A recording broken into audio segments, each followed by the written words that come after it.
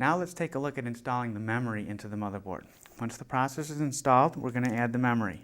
Now this particular Intel motherboard uses dual channel DDR SDRAM. That means I have to put memory in pairs.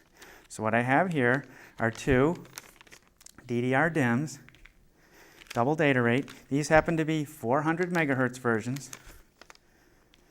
which are 3,200 megabytes per second in bandwidth. So these are called PC 3200 modules. And by putting them together in a dual channel arrangement, they will be transferring data at 6,400 megabytes per second. Both modules will be accessed simultaneously. So the important thing is that both modules are matched. Now by matched, they don't have to be exactly the same brand, but it's probably better if they are. What they do need to be is exactly the same type and speed. So both of them in this case are PC 3200, both of them are unbuffered, and they do happen to be from the same company and the same brand.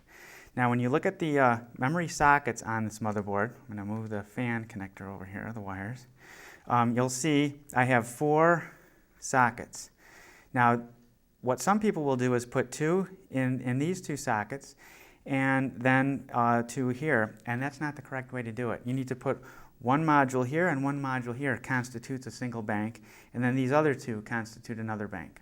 If you fill them sequentially, it'll work, but you'll have half the performance. So to take advantage of the dual channel mode, we want to put them in sort of one and then skip a socket and then use the next socket. I'm going to put the first one in.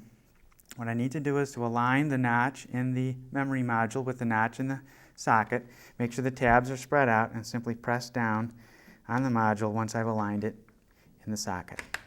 And then the tabs will engage, locking it into place.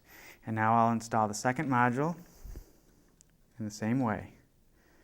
Line everything up and then push down, and the tabs have locked it in place. So now you can see we have this sort of even-odd arrangement of modules, and these 2 are in the same bank, so we have a dual channel mode, and that allows the Mac for maximum performance.